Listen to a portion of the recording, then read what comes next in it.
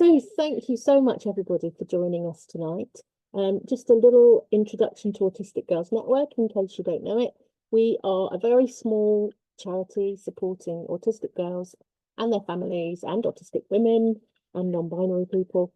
We basically offer training, we offer some face-to-face groups, we offer some post-diagnostic support, although that became very, very quickly full in about 14 hours when we launched it.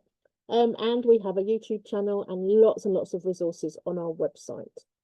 Tonight, we're going to be talking about assistance dogs. And I'd love to welcome Aimee Gardiner, who is our trainer as well, for our dog that we originally bought to be an assistance dog. Whether he will end up as an assistance dog, I don't know.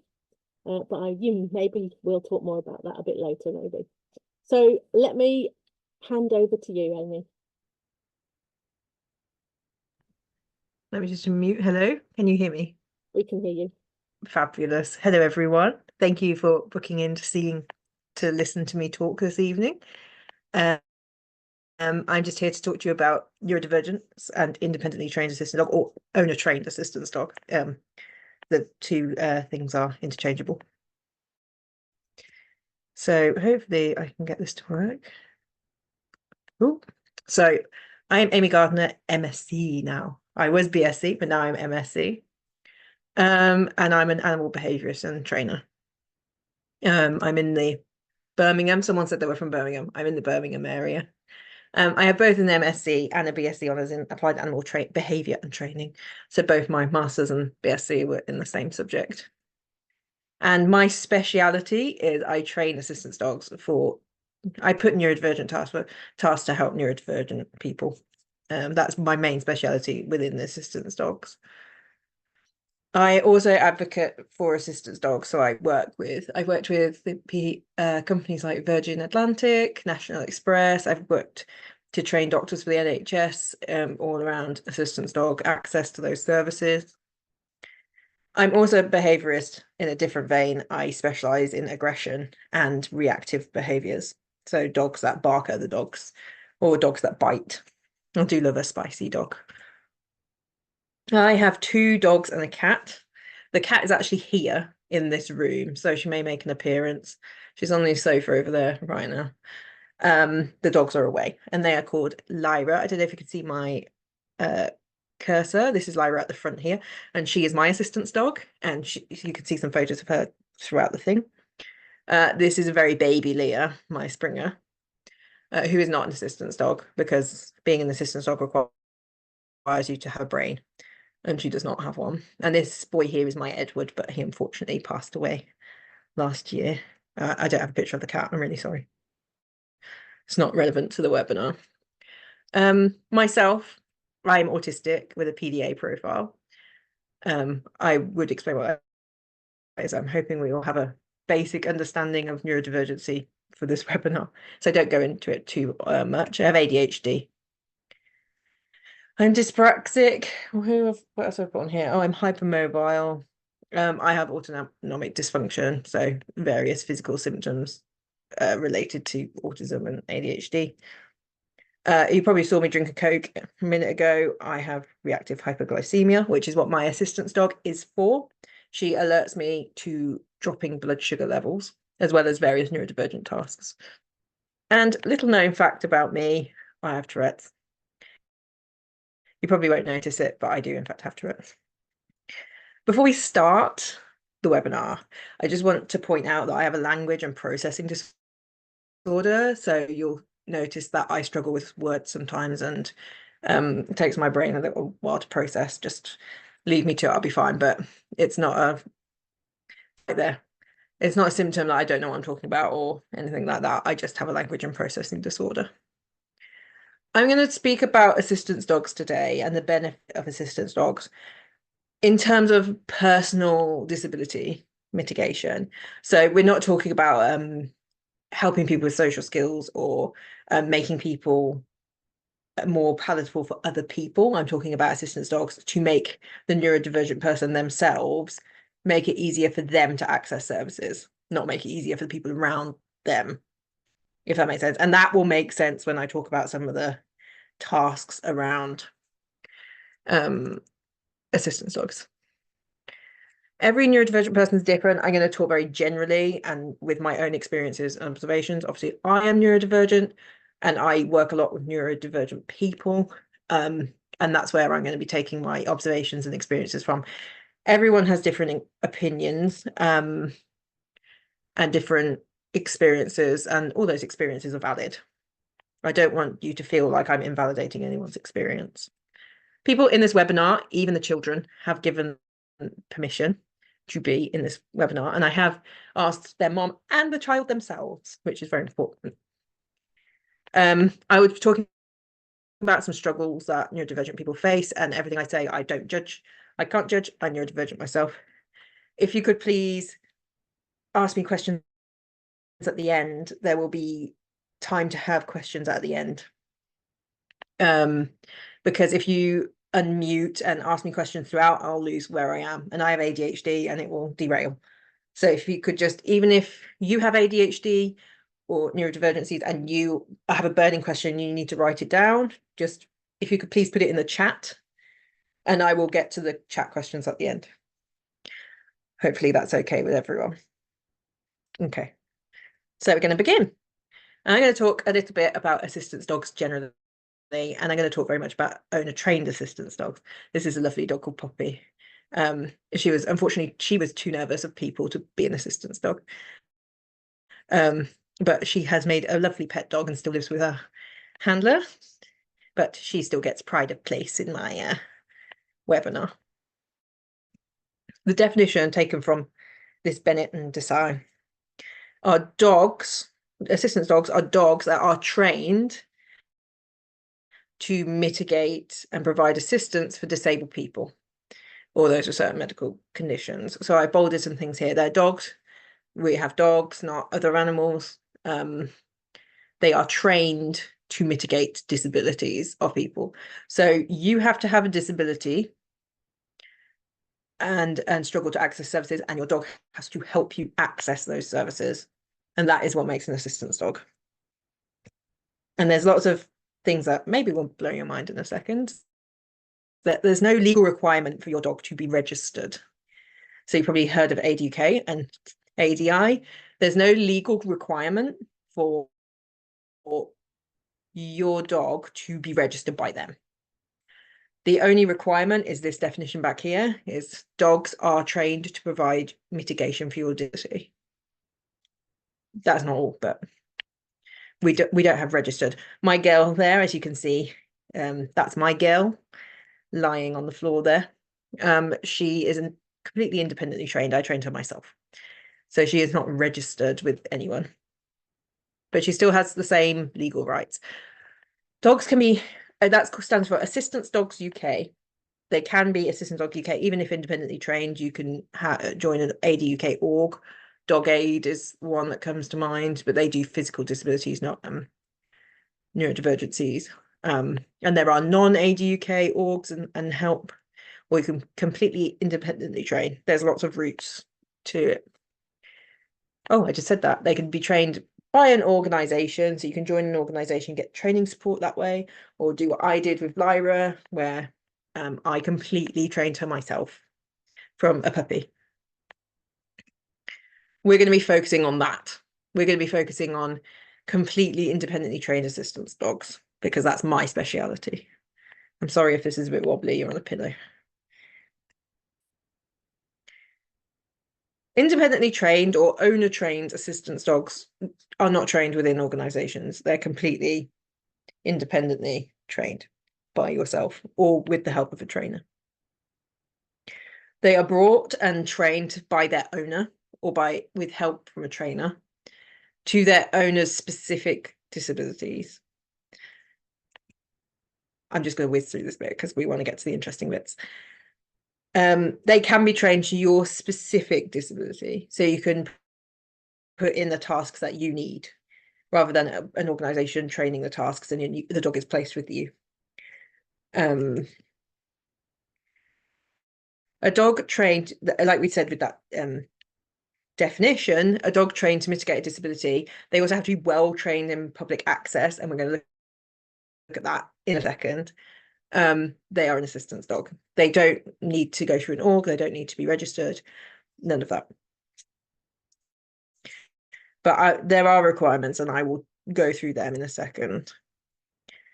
I just wanted, that was just a brief overview. So we're going to look at assistance dogs specifically for neurodivergence, because neurodivergencies in and of themselves are not disabilities, but they can be disabilities. It depends on how each person is affected.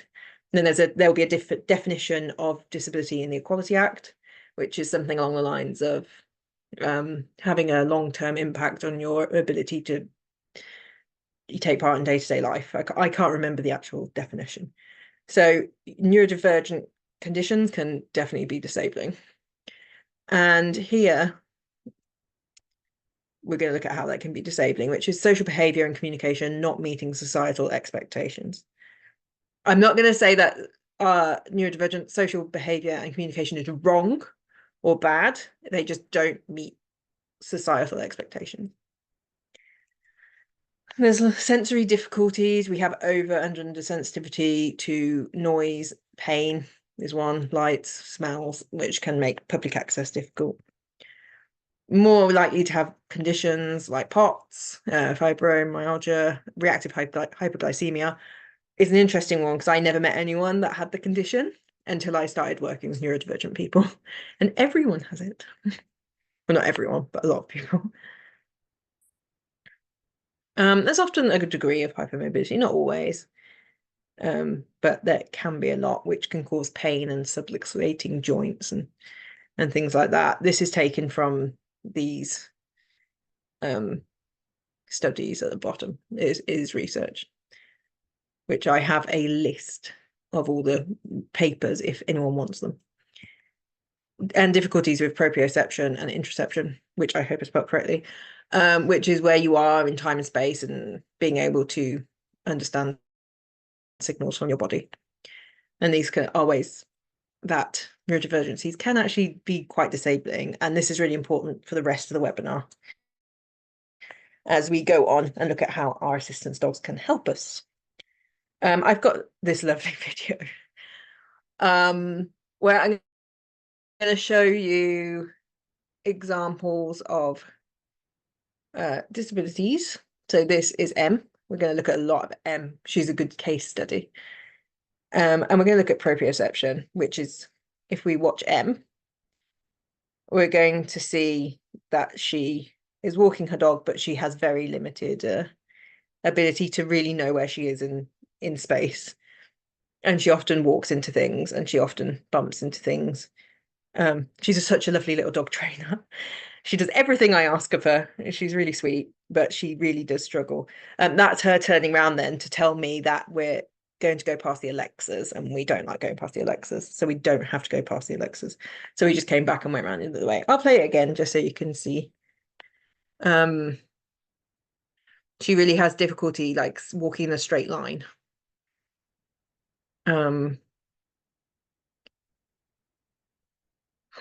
She does actually miss the pillar. That's her assistance dog, Daisy, and we're going to look at Daisy later.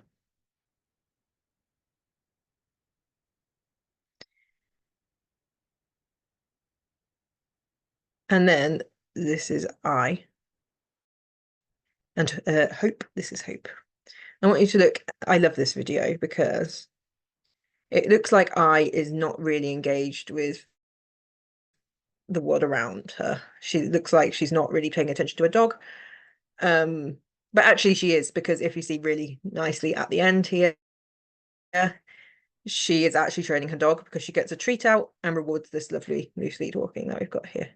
If you notice, she's on a crossbody lead, because I has got hypermobility. So if the dog pulls against a joint, the joint can sublux. So I train a lot of assistance dogs for neurodivergent people to be on these crossbody leads to stop that happening. But they need a good standard of loose lead walking to do that. So how do assistance dogs then help these disabilities that we were just talking about? we can actually teach meltdown and shutdown alerts and responses. So dogs can alert their handlers to oncoming meltdowns and shutdowns, and can perform what an alert is pre. So the dog is going to tell us that we're going to have a medical episode, because meltdowns and shutdowns are medical episodes. So we figured if they can alert to seizures, they can alert to meltdowns, and they can. And responses is when a meltdown is about to happen or is happening, a dog can then respond with some deep pressure therapy, or they can guide people out of buildings and things. Lyra, once at the dentist, there was a fire alarm, and I am very phobic of the dentist, and I'd had lots of needles and lots of things had happened, and then the fire alarm went off, and I got up and I just stood, and Lyra guided me out of the building and to the fire assembly point. I think she's followed. Not really sure how I got outside. I shut down, but she got me outside the building, which I don't know if there was a fire, but very handy. Oh, that's what I was saying, guiding and finding the exits. So when you get overwhelmed in a shop and you sort of start to get very stressed, dog can find and guide people to exits. Deep pressure therapy, I've got a video of in a second. It's where dogs become like almost like a weighted blanket. They lie across your legs and they provide pressure, and that calms people, anxious people, neurodivergent people. It calms your system based on proprioception, I think.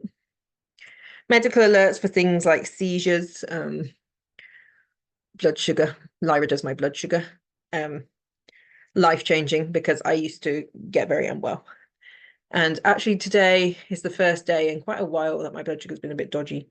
It's been stable for weeks because she always tells me beforehand. They can be trained in awareness of the environment. So we have sometimes young children where the dog will alert and stop at the edge of pavements so that the child doesn't then step into the road. Especially around car parks, we can teach intelligent disobedience, where we don't rely on dogs to do this because they are dogs. We want someone to be around all the time, but yeah, we can teach them. We don't tie children to dogs. We don't do tethering. However, we can teach dogs just to stop at the edge of curbs and things like that, so that children don't step, or people don't step into the road. Disassociation and overwhelm alerts and responses, very much like the medical alert for meltdowns and shutdowns and seizures and things. We can respond to dissociation as well, with guide as well, like we saw with Em a minute ago. If we had a slightly bigger dog, we don't do it with tiny dogs, but and we'll see, and I got another video of that. We will see the dog guiding someone through a crowd so that they're not walking into things, where they're not walking into pillars and people and things like that, to help with proprioception. So that's how they can help. This is deep pressure therapy. One of these is video, the other two isn't. So you can see the dog is across and has formed like a heavy weight on the person's legs. And this it's almost like a weighted blanket effect. It's pressure, and you can have light pressure as well, where the dog just gently touches, but deep pressure is where you have this like weighted blanket effect. This is the video at the beginning. This is a medical alert. This is a dog called Bentley, alerting his handler to low blood sugar. And this is River, who guides her handler a lot. She helps her handler, who I think she has a form of visual impairment, and she also struggles with proprioception, and River helps her get around safely. Oh. So I talked a lot about these medical alerts and tasks and things. And you may be thinking, like, what are the dogs picking up on? Like, how do we teach them these tasks? Because dogs don't actually know that they're assistance dogs. They don't have a concept of disability. They don't really know that they are special assistance dogs. So they're not caring for us in that way. So what are they picking up on? We train them on a variety of cues. We have verbal cues, where that's like when you say sit and the dog sits. Auditory is things in the environment, so people with auditory processing, we can teach them to alert to sounds and things. Visual, like we're talking about the cars in the car park, so they will stop when a car is about to come past.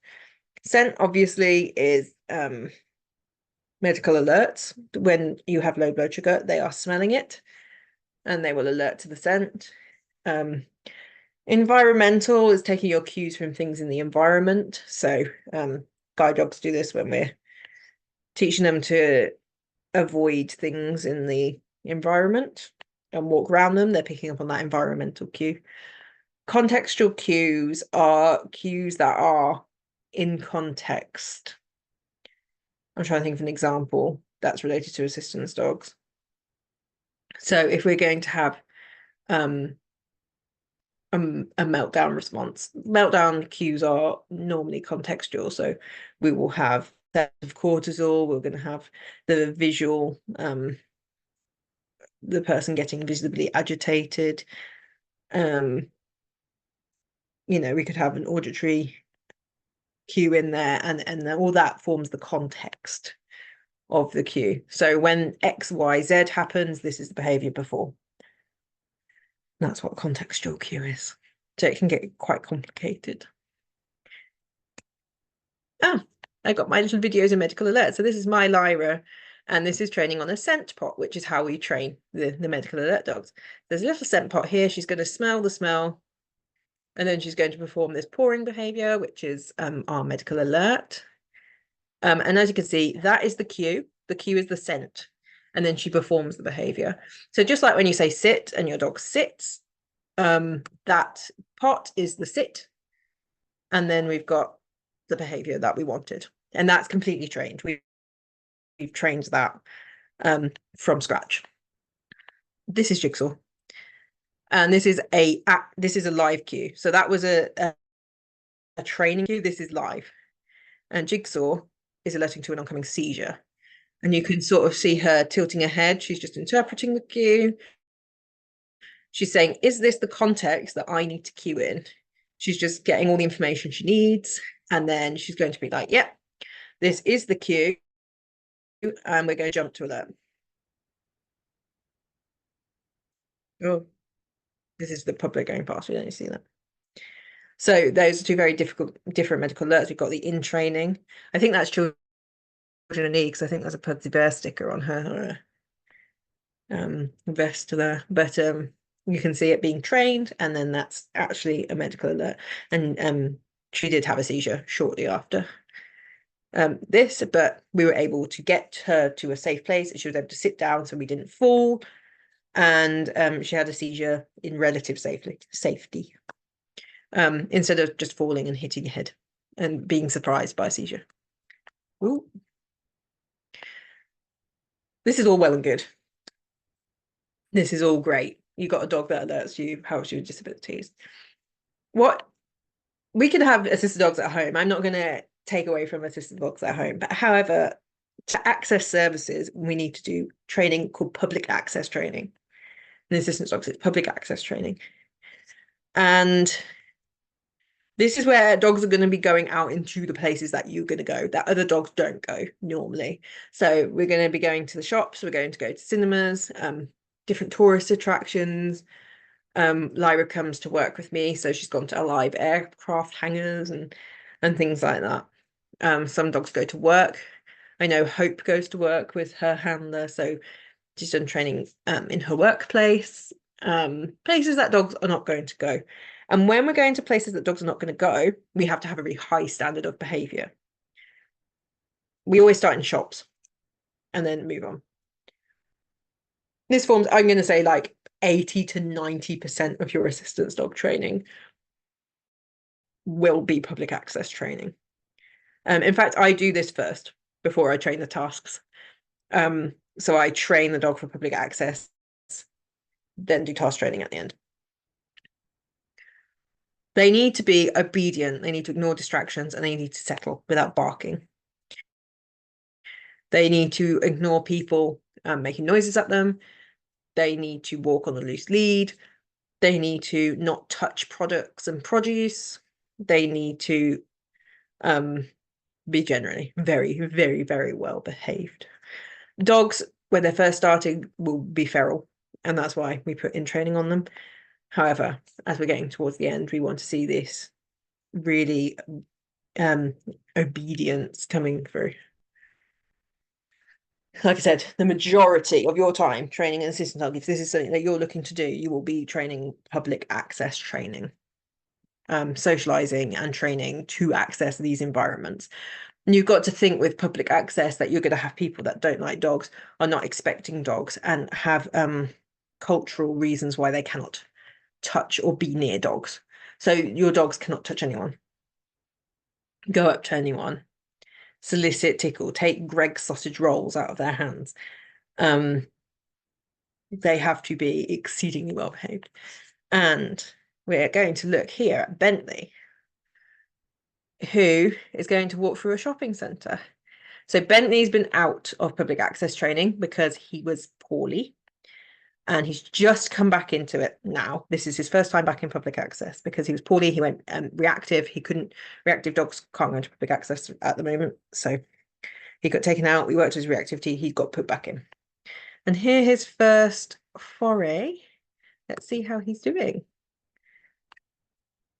So we've got this lady walking past with a dog, but Bentley ignores.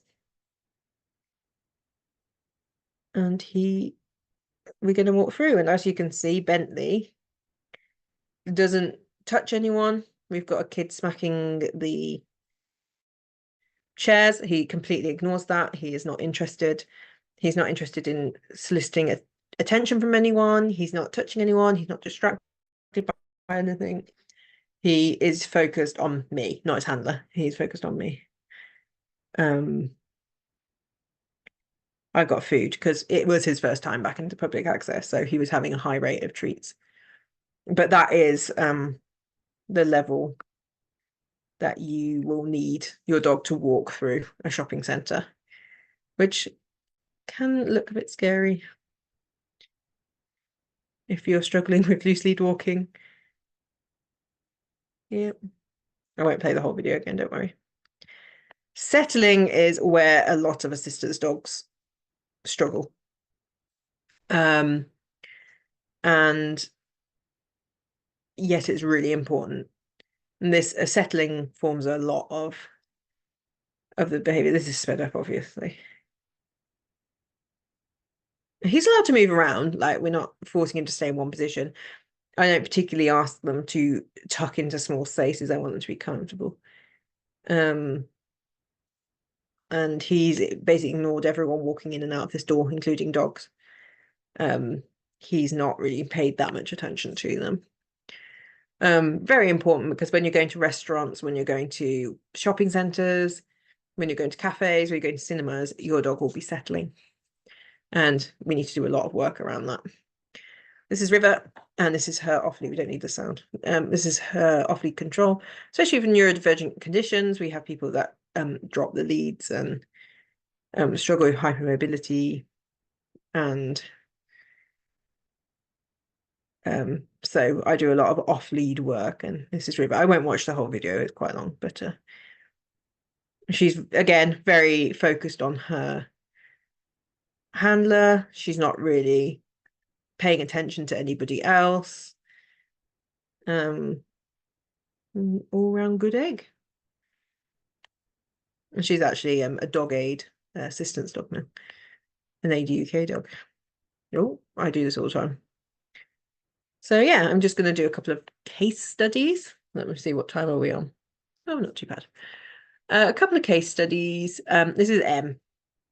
I'm just taking the name off for obviously reasons. M and Daisy. Daisy is the dog. M is the child. Lovely, lovely little dog trainer. Love working with this little family. They're so sweet. She's actually 8 now. She was 8 the other day, I think. She's 8 and she's autistic. She was very unable to leave her home due to sensory overwhelm. She finds these environments very overwhelming. I think I've got it next. She had the disability buggy. she still has it for some days. She does struggle in loud environments. She struggles with the tannoys, struggles with lights sometimes, especially, and things when it's very busy, lots of people. And she struggles socially. I think that's in. She has communication and social difficulties. She very much struggles socially, and with communication. Oh, I just said that. She struggles with sensory difficulties in public places, with the lights, the sound of people around and stuff. So they brought Daisy home, and Daisy is a Cavachon. She is a Bichon cross a Cavalier. She's 10 months old. I put 9 months old here. She's 10 months now. She is very young and has been training for 4 months now, and she's very much still in training. She's not an active assistance dog yet. She even says in her little vest here, she says in training. She's learning to behave in public, and she's doing this, what we just talking about, the sleepwalking, the settling, all of that training, and she's learning tasks. She's at the moment, because she's so young, we're just putting the groundwork in for tasks.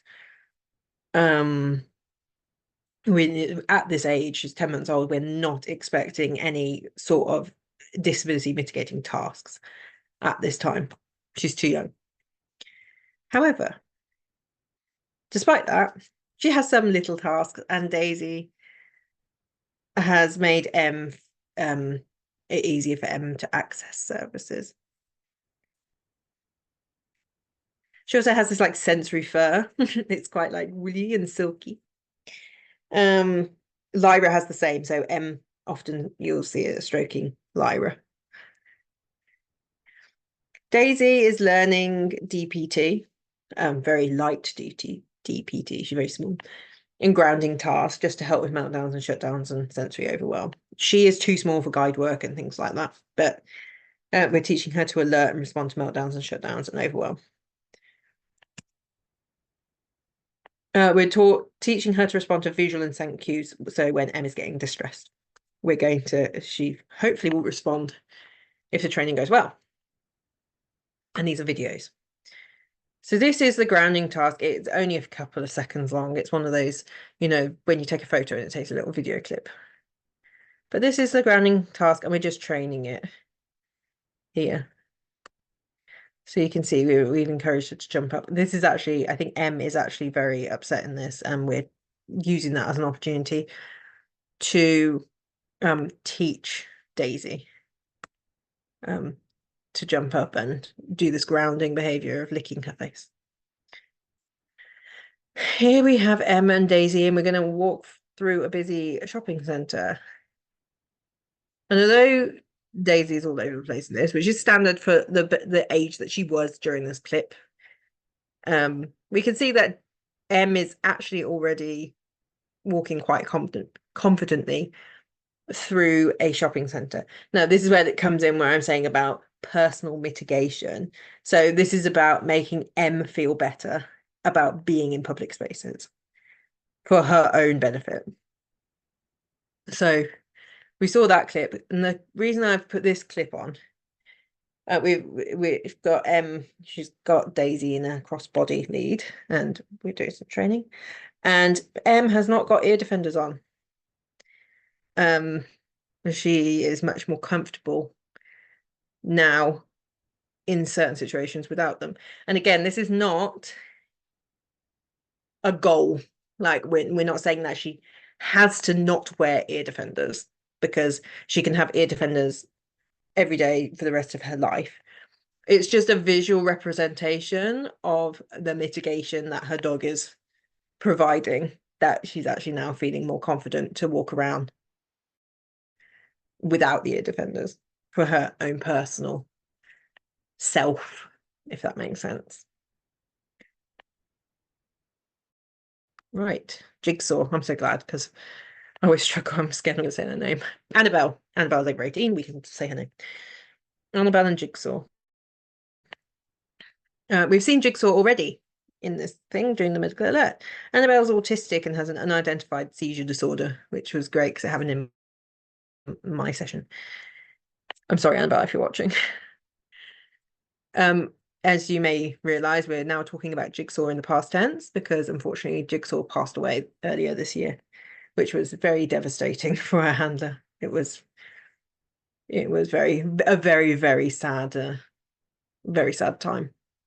She was an 8-year-old female large Munsterlander, brilliant assistance dog, fully trained, and she came to me for maintenance training. So she actually doesn't live around here. She lives about 3 hours away. So she came, stayed for like a few days, and we just did maintenance training, and then she'd go home, and then she'd come back a few months later for more maintenance training. Jigsaw, as we saw in that lovely video earlier, is able to tell Annabelle that she's about to have a seizure. The Annabelle can then sit and can make herself safe to have the seizure. Jigsaw could find exits in a building, which is the very mean thing I did to her one time in a training session where I plonked her in the middle of the bull ring and was like, find the exit. She did do it, to be fair. But it was just a test that she did do it. Jigsaw could guide Annabelle around crowds and around obstacles due to spatial awareness and proprioception issues. And she did DPT. We saw a video of Jigsaw doing that earlier as well, I think. And she said that it was okay to use this. Jigsaw's just sat there waiting while her owner has a seizure.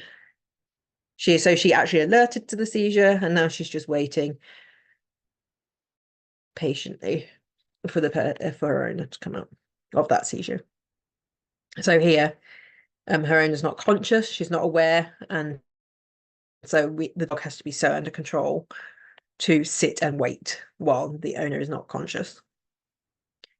Here's Jigsaw at the Birmingham Christmas markets. And she is guiding. I'm sorry, I thought the dogs were just doing something. She is walking through and finding space in the crowd. It may not look like she's doing much, but you can kind of see her moving across the pavements there. The Christmas market is loud. There's food on the floor, and it's very bright and disorientating environment. But Jigsaw here is perfectly walking through crowds, ignoring all the distractions. I won't do the whole clip, it's really long. Cool. So after all that information that we have just gone through,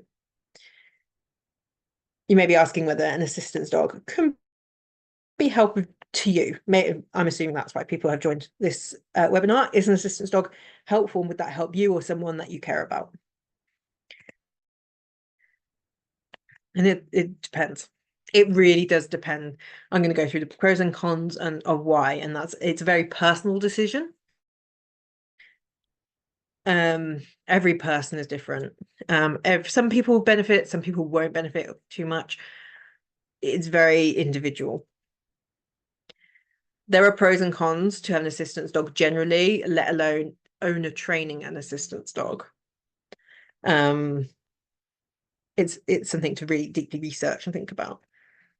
Success is not guaranteed. I think Kathy actually alluded to this earlier.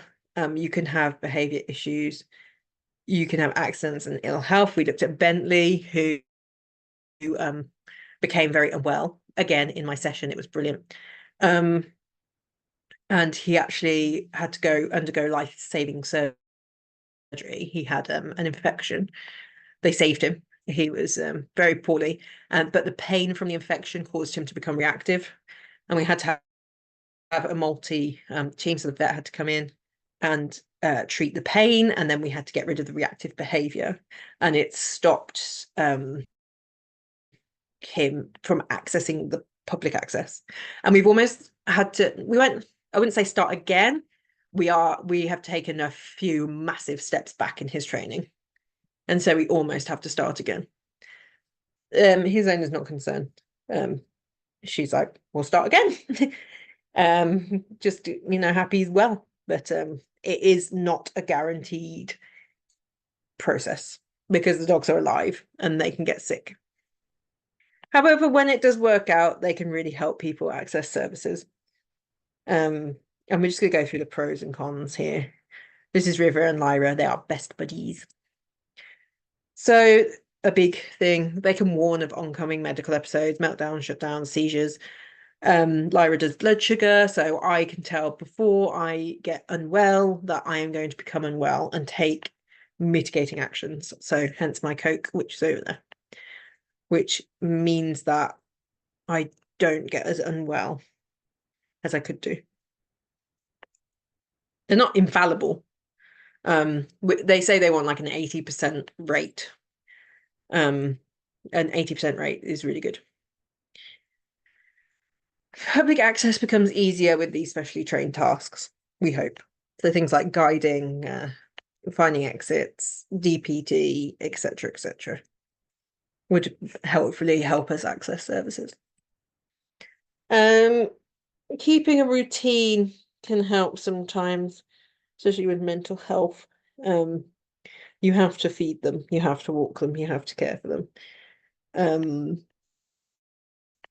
Although I would say if you were really going to struggle with feeding and walking a dog, potentially a dog is not going to be great for you. However, if a dog jumping on your face first thing in the morning is going to get you up and about, it can actually have amazing benefits for that. They are good companions. My babies are like my little family. I say babies as like a professional dog trainer. They're my girls and they are my family, including the cat, who has actually miraculously not come over.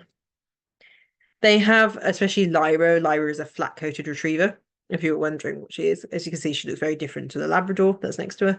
She's a flat-coated retriever, and she has very long fur, and it's very nice to stroke, and it's very nice to, rub. And the Spaniel's got it on her ears as well, and you can just rub the fur on her ears. And then I get a lot of, especially the kids, but sometimes the adults that I train with, sometimes rub their fur to regulate. This comes from this survey at the bottom, this study at the bottom. People have less meltdowns in the presence of a dog. Dogs can be quite soothing. And then this figure again from this survey at the bottom, 16% reported that their dogs prevented them from taking their own lives, which is should have had a trigger warning on that, sorry, but yeah, it's that's a statistic.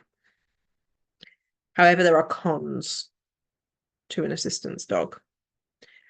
And this is what you need to think really carefully about when I'm saying it's not for everybody.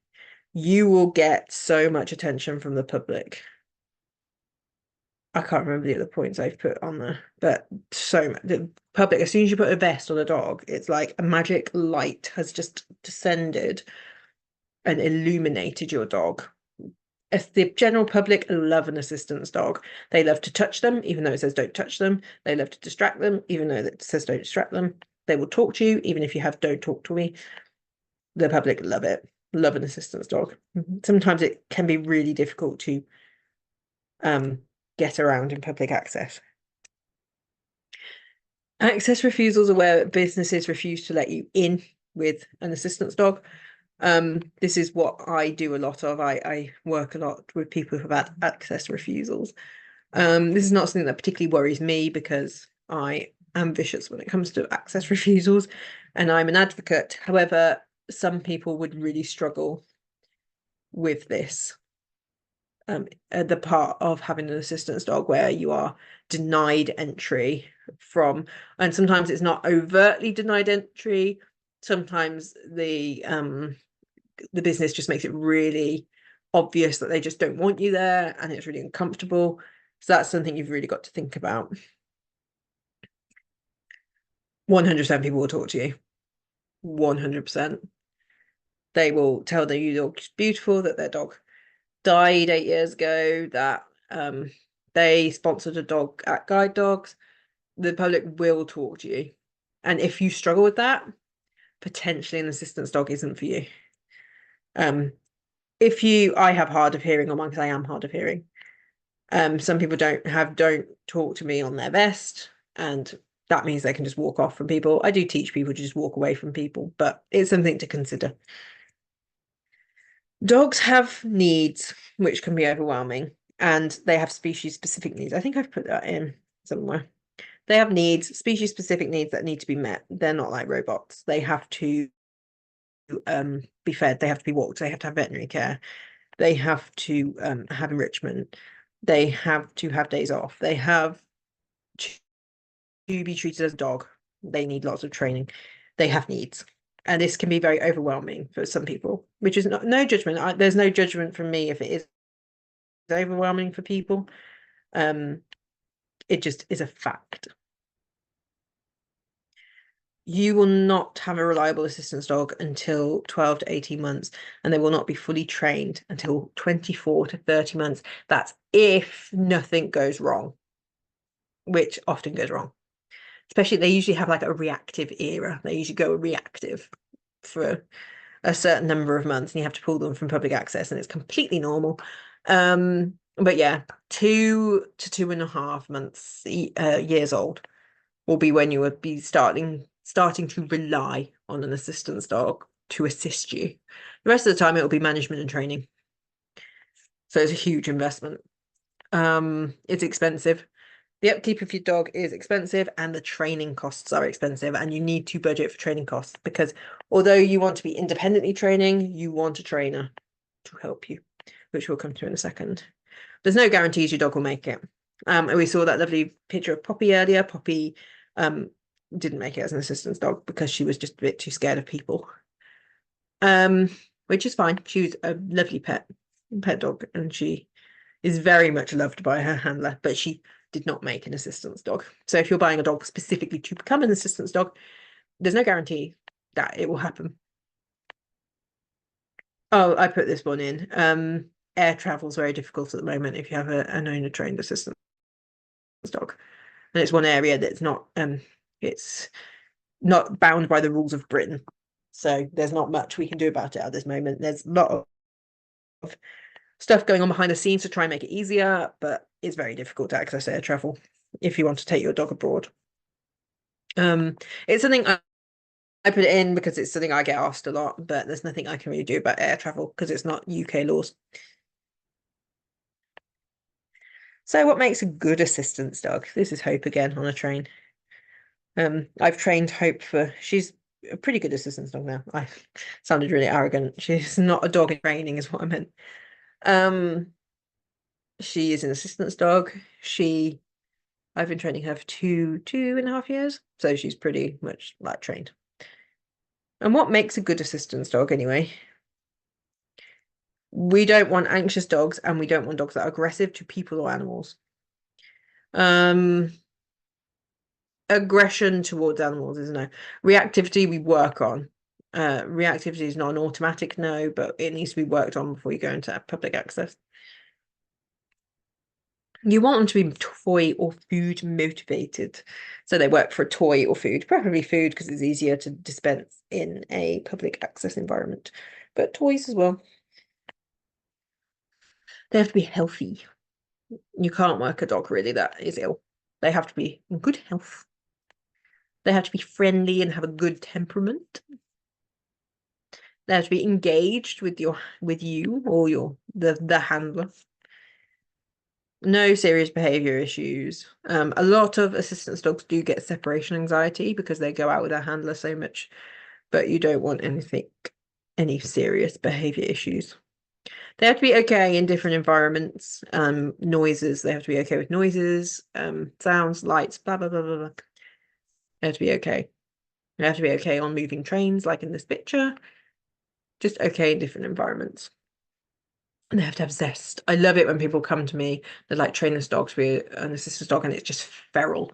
Like Labradors particularly will be like this. They're like just feral for like ages, and they have so much zest, and you can pull that zest in, and that zest can be controlled, and then you have a really engaged assistance dog. You want to have that like feralness, that zest for life, that want to work. I'm not saying they have to be absolutely feral, but because if you have a calm dog, that's also good for assistance dogs. But I love to have that little bit of zestiness. So yeah, what I'm saying is not anxious or aggressive or really quite fearful of different places and things. So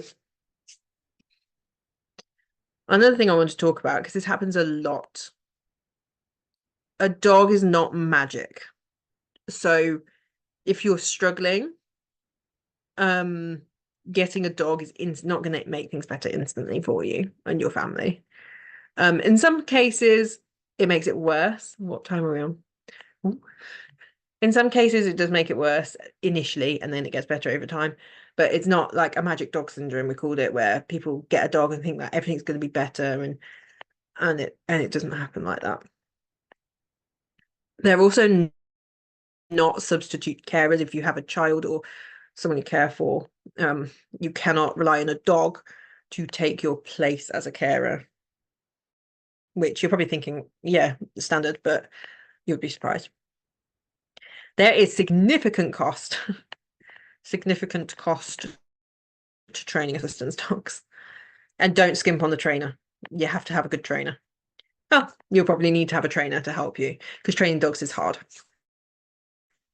If you don't know what you're doing, it's very easy to get wrong. Especially, you might think like you've trained a dog in basic obedience and that was easy.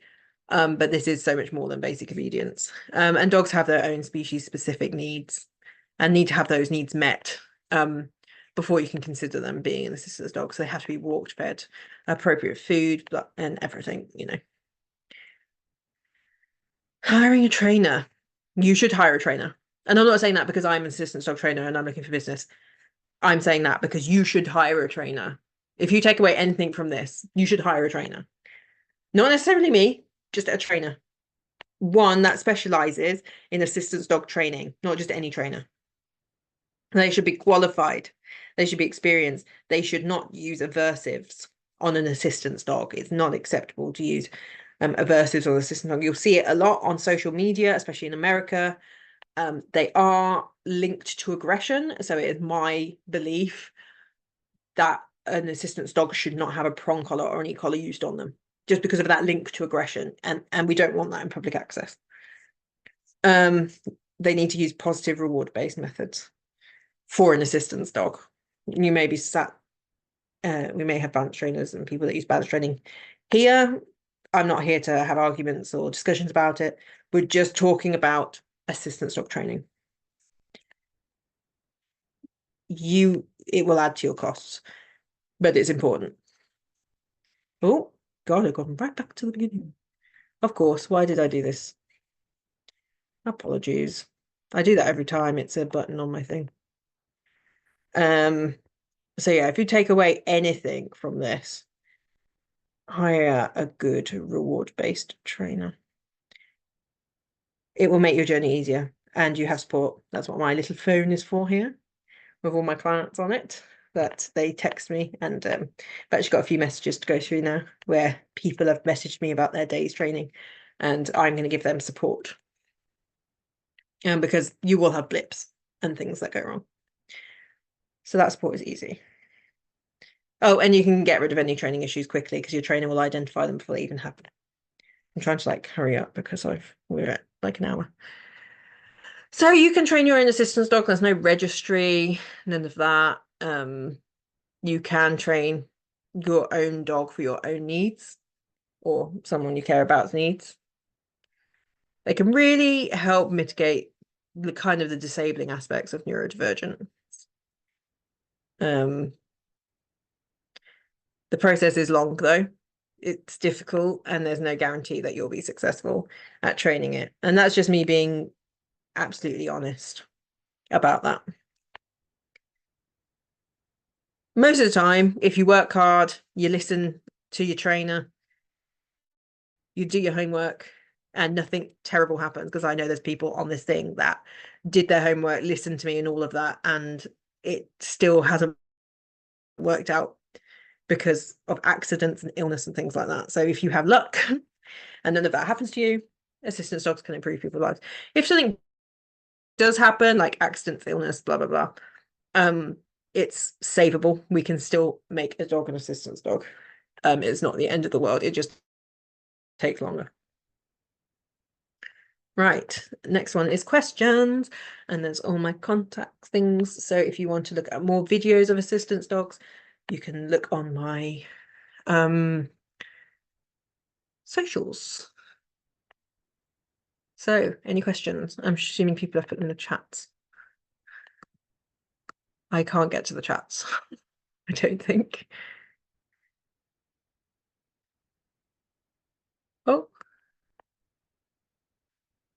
Oh, I like that question. We're going to come to that. So I have a lot of people. The question is, how do you deal with training with PDA? I have a lot of people that I train that have PDA. I have PDA. I have to keep sessions extremely low demand. I use specific language around things, a lot of closed questions. Do you want to do this or do you want to do that? With PDA, that's a whole different webinar on its own. I often, because I have PDA, I'm very aware of how the language that's used, setting up sessions to be as low demand as possible, setting up sessions so we have less stress. And also in my sessions, I'm very neurodivergent friendly. So sometimes the children come and can't train. They just can't. And they then we just, it's not the end of the world. The other day, I don't know if she's here, but M came very dysregulated. She's PDA. And she just lined toys up for like 45 minutes, and that's okay. That is fine. It's fine. The dog will still be trained. We just did a lot of work on settling that day. I'm not going to force people, make people do things in sessions. I'm not going to have demands. I'm very neuroaffirming, and people don't have to have neurotypical communication with me. Don't have to have eye contact. We don't have to have we can stim, we can do all sorts of things. And I find even people with PDA, children with PDA are very engaging, engaged with sessions and things like that. But if something is a demand and it's too hard and we can't do the demand that day, it's fine. It's fine. It's not that deep. So hopefully that answers that question. Reliable trainers. You want trainers that are qualified. So how do you find reliable trainers? I say this as someone who's not on this list. The ABTC, I will have a list of trainers. You have places like what's it called? Association of Pet Dog Trainers. I'm a member of the Association of Pet Behaviour Counsellors.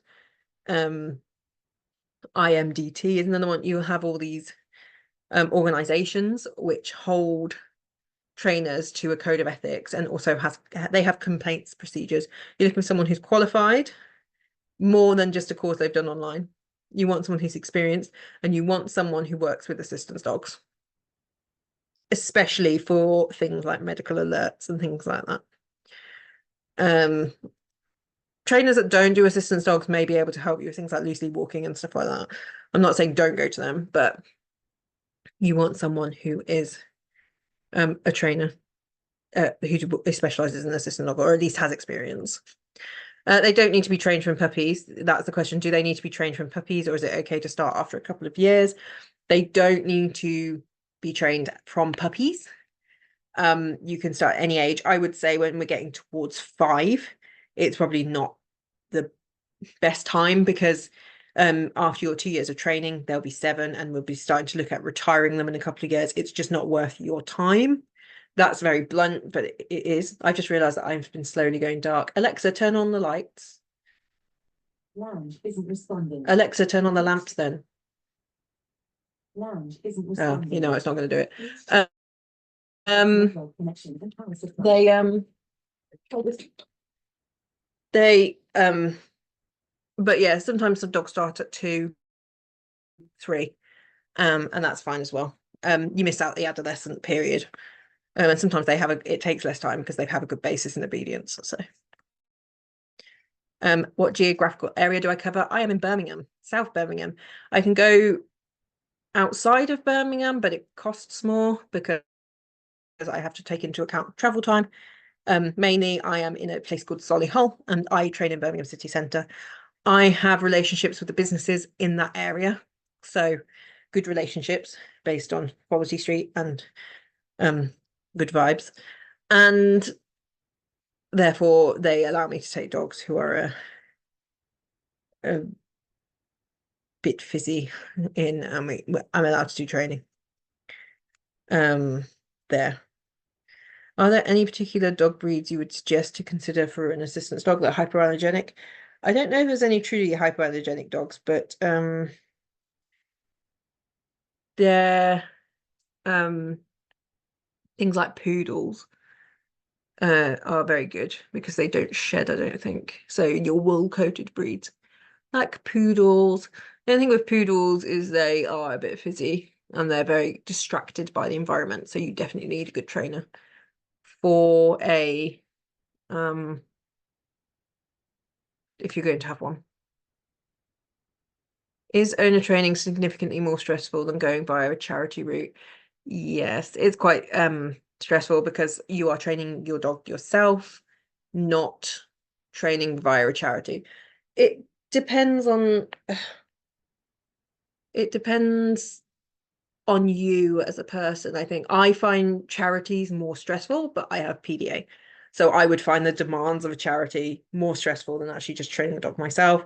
However, I'm an experienced professional dog trainer, so I can train a dog myself. So it's very individual.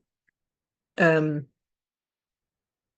charities tend to place you with the dog, or alternatively, they do help you train your own dog. Things like Darwin's dogs and things like that.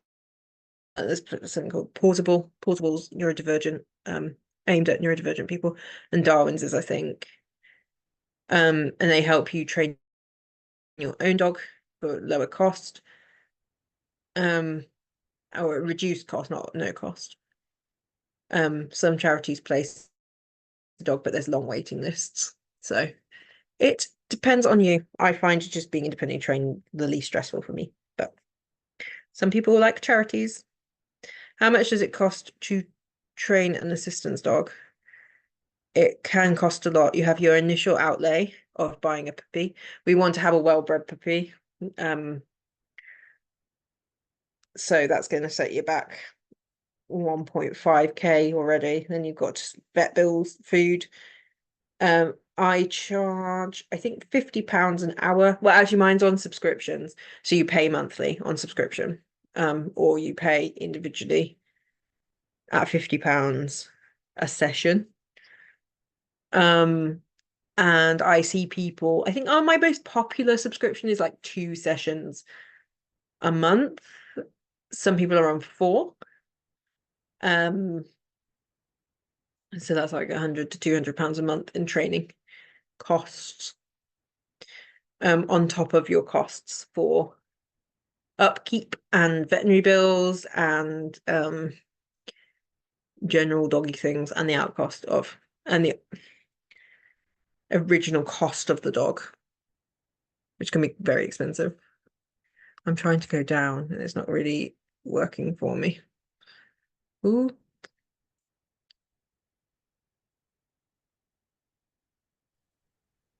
Amy, sorry, I've been absent. Oh, it's all right. I'm just looking to Okay, see. my internet keeps giving out, unfortunately. Oh, it's all right. I think that's the last question. Yeah. Yeah. So hopefully that I answered those. No, it's all right, don't worry. I did see you kept like Now going. my dogs are going to join in. I know, I'm very surprised Leah has been so quiet. She's not the assistance dogs. She's too stupid. Saying that, she did an obedience competition the other day. Very good. And I know. we have to say that my dog Harley deeply loves Lyra, your dog. He does love Ira. Unfortunately, she doesn't love him quite so much. No, But there we go. he's one of her babies. So Lyra has a lot of babies who are dogs that train with me. And let's face it, he was very, And, very annoying when he was younger. And she raises them from puppies, doesn't she? And they're all really respectful of women, like all of them. I had one that was like, I think it was Bentley, and his dog walker was like, oh, he's very respectful of bitches. And I was like, it's Lyra. Yeah, it comes with getting told off. Yeah. Okay, She does so not accept bad behavior. I'm just trying to catch up with the chat. It's not so easy on my I think I phone. answered all the questions. Yeah, I mean, if I can't. anyone has any other questions, like emails her. Yes, I can't see any more questions. So, oh, hang on, there's another one. How do you work with one Ooh, dog? Here's Two. another one. How do you What, stop in public access or like generally? one dog to another? Like, is that in public access or like, oh, generally? Yeah, that can be difficult, especially like with counter surfing and stuff, because they can watch the behavior of one dog and realize it gets them something. You need to be very hot on your management. So let's say I'm going to take counter surfing because I know this is one that get passed. On, like, you would be not leaving things out on the side and be really hot on your management, not letting them near until your other dog was trained. If it's things like barking, I know Lyra, she barks in the car at dogs that go past, and that's because she used to sit in the car with a dog that used to bark at dogs that go past. So if I did that again, I literally just wouldn't put her in that situation where she could learn why she was so young and impressionable.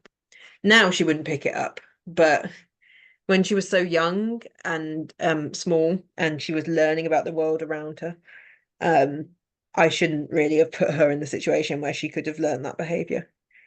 So yeah, it's about management. So if I had a reactive dog, I would take that one dog out, work on the reactivity before then adding in the other dog, which is more work up front, but less work long term, if that makes sense.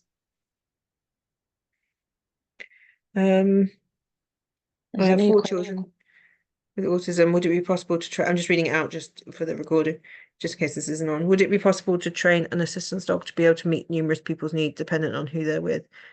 I think it could be if they go out one by one, if that makes sense, or in small, like in pairs. It might be a bit much for them to do all 4 children at once. But I think like if one child went out with a dog, I think it's Hope.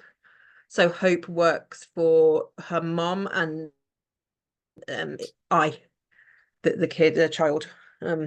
She mitigates the disabilities of both. She's only handled one-on-one though, I think. But she goes to work with her owner, and then she mitigates, she helps the child as well in public access. So it's possible. I just need to move because I've got really bad ankles. It is possible. They just need to you just need to be careful of like overwhelming them, and they wouldn't be able to do 4 at a time. I don't think it would just be too much for them to keep an eye on all 4. But yeah, it is possible if managed correct.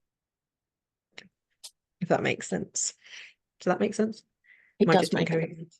Yeah, it makes perfect sense. When I say does that make sense, it's not because I think you're stupid, it's because I think I'm incoherent. No, perfectly coherent. Okay, right. We're going to leave it there because it's 9:15. So thank you everybody for coming, and thank you so much, Aimee.